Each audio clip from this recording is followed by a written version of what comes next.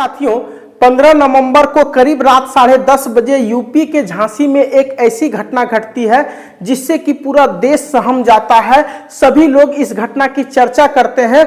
उस दिन करीब 10 बच्चे की मौत हो जाती है आग से झुलसकर, और वो बच्चे ऐसे बच्चे होते हैं जो सही से बोल नहीं पाते हैं, जो सही से रो नहीं पाते हैं, नवजात शिशु रहते हैं, जिसमें से किसी बच्चे का उम्र 2 दिन, किसी का 2 सप्ताह तो किसी के 1 महीने लगभग होता है।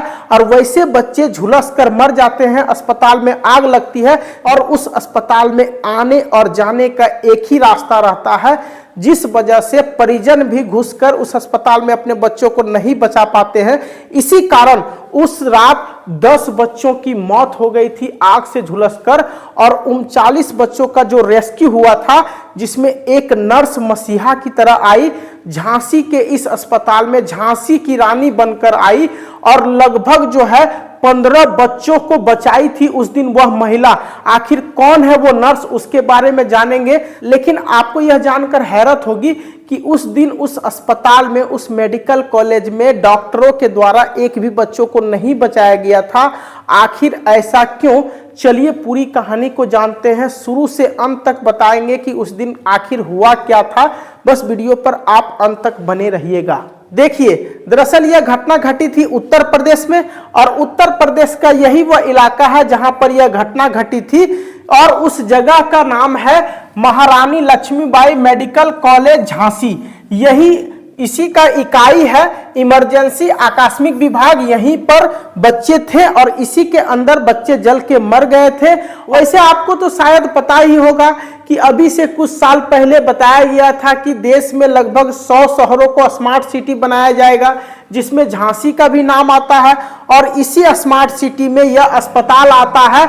और इस अस्पताल का इंफ्रास्ट्रक्चर इतना बढ़िया था सरकार के हिसाब से, मेरे हिसाब से नहीं। अस्पताल बनने के बाद यहाँ के योगी सरकार बता रहे थे कि यह एक ऐसा NICU यूनिट है जो शायद देश में नहीं होगा। सबसे अच्छे NICU यूनिट बनाया गया है इसे, और यही है सबसे अच्छा, जिसमें आग को काबू पाने में 2 घंटे का वक्त लगा और डॉक्टर यहां से भाग खड़े हुए। इसी की चर्चा हो रही थी, इसी में यह आग लगा, आप देख सकते हैं। और जलने के बाद अस्पताल का स्थिति कुछ इस प्रकार थे, करोड़ों के उपकरण यहां पे जल के भस्म हो गए थे। साथ ही आप देख सकते हैं बेडों की स्थिति क्या हुई। सोच के देखिए, नवजात बच्चा 2-4 दिन का, जो बच्चा का हालत गंभीर रहता था, उसे इस अस्पताल में लाया जाता था। ये बहुत सुंदर अस्पताल था यूपी का, जिसकी डींगे हाँकी जा रही थी, कई बार हाँकी गई। इसके बारे में चर्चा हुई थी कि यह क्या स्मार्ट सिटी का स्मार्ट हॉस्पिटल बना।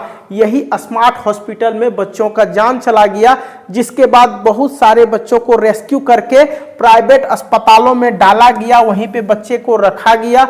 और उसके बाद आपको यह जानकर हैरत होगी कि सिर्फ 2 व्यक्ति थे, एक पुरुष और एक महिला, जिन्होंने बहुत सारे बच्चों को बचाया, रेस्क्यू किया। वहां का डॉक्टर की बात तो हमने बताया कि भाग खड़े हुए। आखिर वो दोनों कौन हैं, आगे हम आपको बताते हैं। पता है, इस मेडिकल कॉलेज के NICU में हिंदू के भी बच्चे थे, मुस्लिम के भी बच्चे थे। ऐसा नहीं है कि कोई धर्म के संबंधित बच्चे इस अस्पताल में आए थे। इसी कारण एक मुस्लिम भाई था जिसका नाम था आयूब मंसूर, और यही वह व्यक्ति था जिन्होंने 7 नवजात बच्चों को बचाया था। लेकिन आपको यह जानकर हैरत होगी कि इसकी जुड़वा बेटी हुई थी जो आग से झुलसकर मर गई थी। अपनी बेटी का चिंता नहीं किए और धर्म से ऊपर उठकर बहुत सारे नवजात बच्चों को इन्होंने खिड़की तोड़कर बाहर किया और उसके परिजन को सौंपा, अस्पताल तक ले गया। यह वहां पे घंटों तक बच्चों को बचाते रहे। अपने जलने का गम नहीं था और ना ही बेटी खोने का दर्द था। बस उस समय इनके दिमाग में एक ही चीज चल रहा था कि बच्चों को बचाना है, जो भी बच्चे बचे हुए हैं उनको किसी तरह बाहर करना है। और मसीहा की तरह लगभग 7 बच्चों को इन्होंने बचाया रेस्क्यू करके। आगे हम आपको इस महिला के बारे में बताएंगे। उसी हॉस्पिटल की नर्स थी यह, जिसका नाम था मेघा। इन्होंने अपने जान को जोखिम में डालकर, पता है, वो खिड़की तोड़कर उस वार्ड में घुसी और उसके बाद दरवाजे से, जो एक सिंगल दरवाजा था, वहां से बच्चों को निकाल रही थी। जबकि वो शॉर्ट सर्किट के कारण आग लग गया था, पूरा अस्पताल धुआं धुआं हो गया था, जिसके वजह से डॉक्टर सब भाग खड़े हुए। बहुत सारे जो कर्मचारी थे वहां घुसने को तैयार नहीं थे कि मेरा भी जान चला जाएगा।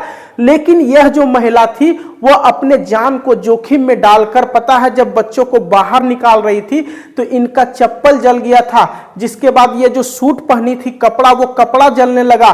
बिना सब चीज का परवाह किए ये महिला जलते हुए लगभग जो है 15 से 16 बच्चों को बचाई और उसके बाद रेस्क्यू किया, उसे अस्पताल तक भेजा और अंत तक डटी रही। यह झांसी की रानी सही में उस दिन यही साबित हुई थी उस झांसी में। उसके बाद बहुत सारे परिजन अपने बच्चों को बचाने के लिए जब अंदर जा रही थी तो उसके बच्चे जब जल गए थे तो दूसरे बच्चों को लेकर बाहर निकल रहे थे।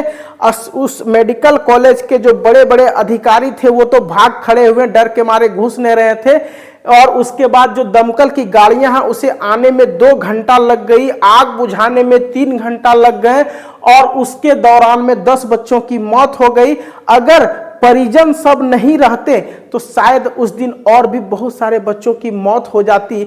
आपको यह जानकर हैरत होगा कि यह घटना शुक्रवार की है, तो शनिवार तो फिर कोई बच्चा की मौत नहीं हुई, लेकिन जो 39 बच्चे रेस्क्यू करके प्राइवेट अस्पतालों में ले जाया गया था उन बच्चों में से रविवार को एक और बच्चों की मौत हो गई और रविवार को यह संख्या 11 हो गई थी। वहीं फिर सोमवार को एक और बच्चे की मौत हुई और यह संख्या बढ़ के 12 हो गई। अभी जो है लगभग 15 से 16 बच्चे बहुत क्रिटिकल सिचुएशन में हैं। आग के कारण हो सकता उनका जान बचे चाहे नहीं बचे। लगभग 10 बच्चे तो पहले ही मर चुके थे, 2 बच्चे और इधर 2 दिनों में मरे हैं। आगे क्या होता है बाकी जानकारी आपको देते रहेंगे, लेकिन उसके बाद हम आपको बताते हैं कि इस घटना के बाद बहुत सारे लोग वहां पे सहम गए थे, अपने बच्चों को जला हुआ देख के रो रहे थे, बिलप रहे थे, सभी कराह रहे थे। आप देख सकते हैं किस प्रकार अपने बच्चों को देखने का प्रयास कर रहे थे। 3 ऐसे बच्चे थे जिनके बारे में पता भी नहीं चला था, क्योंकि पट्टी जो बनता है, देखे होंगे नवजात बच्चा का, उसमें क्या होता है, माँ का सिर्फ नाम होता है। वो माँ का नाम का पट्टी भी लगभग 10-15 बच्चा के हाथ से जल के हट गया था, तो पता भी नहीं चल रहा था। वैसे भी बच्चा जब छोटा रहता, जन्म लेता है, तो सभी का शक्ल लगभग एक जैसा रहता है। तो बहुत सारे परिजन को तो 1-2 दिन लग गया यह समझने में कि कौन सा मेरा बच्चा है, कौन सा किसका बच्चा है, किसका बच्चा जला है, किसका बच्चा बचा हुआ है। सब त्राही त्राही मचा हुआ था। हमारे बच्चा को कोई पता नहीं है कि जल गया कि मर गया कि बच गया। लोग रो रहे थे, यहाँ देखिए आयुब भी रो रहे हैं, उसकी पत्नी रो रही है, सभी संतावना दे रहे हैं अपनी पत्नी को, अपनी माँ को। और इस प्रकार से यह मंजर देखने में बहुत भयावह लग रहा था। उस घटना के दिन सीएम योगी तो यूपी में नहीं रहते हैं, जिस कारण से वह डिप्टी सीएम और हेल्थ मिनिस्टर को वहां पे भेजते हैं। लगभग जो है सुबह 5 बजे वह यहाँ पहुंचने वाले होते हैं।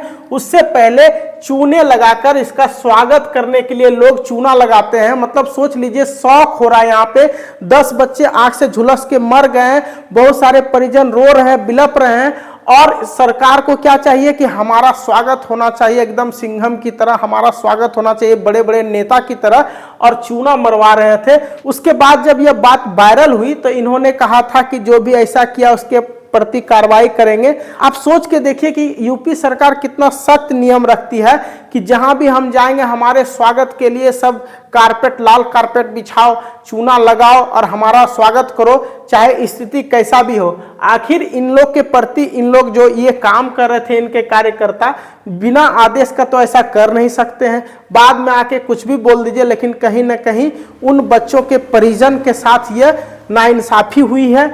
और पता है इसके बाद 5-5 लाख रुपये जो भी मृतक हैं उनको देने का वादा किया गया, प्लस 50,000 रुपया जो घायल बच्चे हैं उनके परिजन को दिया जाएगा। लेकिन क्या जिनके बच्चे मर गए हैं इन 5 लाख रुपये से उन्हें संतावना मिल जाएगा?